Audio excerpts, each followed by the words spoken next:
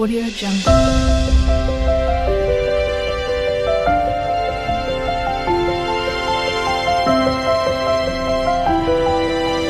Audio Jungle. किसी ने क्या शानदार बात लिखी है। गलती किताब का एक पन्ना है, जबकि रिश्ता पूरी एक किताब। जरूरत पड़ने पर गलती का एक पन्ना फाड़ देना चाहिए और रिश्ते रूपी पूरी किताब हमको संभाल लेना चाहिए। जी हाँ दोस्तों, मैं हूं अनुराग चौरसिया और आप देख रहे हैं लव यू जिंदगी का एपिसोड नंबर 5। दोस्तों, लव यू जिंदगी के माध्यम से हम सकारात्मक और प्रेरणादायक कहानियां लाते हैं। आज की कहानी ऐसे दो भाइयों की जिनके पिता का देहांत दोनों भाइयों की बहुत कम उम्र में हो गया था। दोस्तों, बड़ा भाई 10वीं कक्षा में पढ़ रहा था। उसके बाद उसकी 4 बहनें थी और फिर एक छोटा भाई था। पिता के देहांत के बाद घर की स्थिति बहुत खराब हो चुकी थी।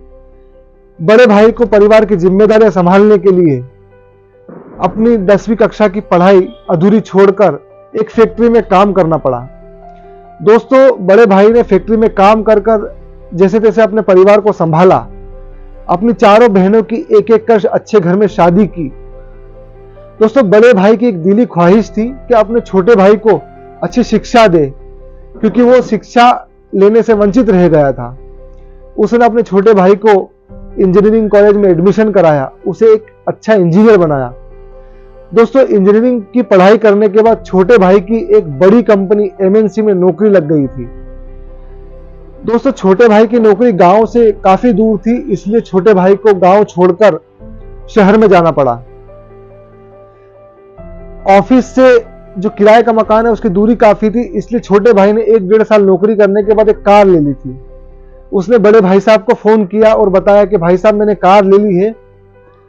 तो बड़े भाई की जो पत्नी है भाभी, बड़ी चिड़चिड़ाहट के साथ बोल रही थी कि देखिए, आपने उसे इतना पढ़ाया लिखाया, उन्होंने क्या किया, अभी गाड़ी ले लिया। हमारे घर के हालात कितने खराब हैं, हमारी बच्चियों की पढ़ाई करनी है, हमको उनको अच्छी शिक्षा देनी है, हमारे घर भी पूरा टूटा फूटा हो रहा है, हमारे पास टीवी नहीं, ऐसी बोलने लगी।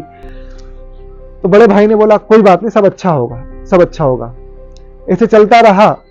फिर 1 साल बाद फिर छोटे भाई ने फोन किया कि भाई साहब, मैंने शहर में एक अच्छा सा मकान ले लिया है, इसका रविवार को उद्घाटन है, आप बच्चे और भाभी को लेकर आइएगा। दोस्तों, पूरा परिवार वहां पर इकट्ठा हुआ। बड़ा आलीशान सा मकान उसने बनाया था, बड़ी कंपनी में था, अच्छा खासा पैकेज था। बड़ा मकान देखकर भाभी फिर चिड़चिड़ाहट के साथ बोले, देखिए इन्होंने कितना बड़ा मकान बना लिया, आपने क्या किया जीवन भर, बहनों की शादी की, इन्हें पढ़ाया, पूरा जीवन खराब कर लिया, मेरे पास तो एक सोने का कान का भी नहीं, सोने का हार भी नहीं। ऐसे भाभी की किचकिच चल रही थी। फिर बड़े भाई ने बोला कि कोई बात नहीं, शांति मनाओ, सब अच्छा होगा।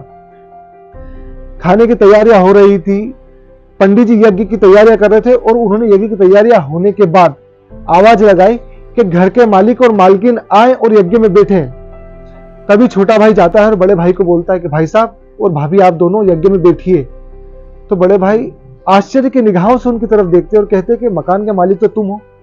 तो छोटा भाई बड़ी मुस्कुराहट के साथ बोलता है कि भैया, आपने पूरा जीवन परिवार को संभालने के लिए लगाया, बहनों की शादी की, दीदियों की शादी की, मुझे पढ़ाया लिखाया, और भाई साहब ये मकान तो मैंने आपको और भाभी को गिफ्ट देने के लिए, छोटी सी गुरु दक्षिणा देने के लिए बनाया था, लोन लेकर। बड़े भाई और भाभी दोनों एक दूसरे को देखते हैं और यज्ञ में बैठते हैं। यज्ञ संपन्न होता है और बड़ी खुशी खुशी दोनों भाई रहते हैं।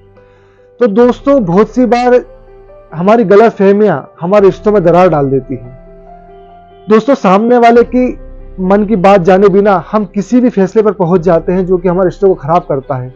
इसे दोस्तों, कोशिश कीजिए कि हम अपने रिश्तेदारों को, अपने परिचितों को, अपने पड़ोस के लोगों की बातों को समझें, उनके मन में क्या चल रहा है वो समझे, उसके बाद किसी निर्णय पर पहुंचे, तो हमारी जिंदगानी और बेहतर बनेगी।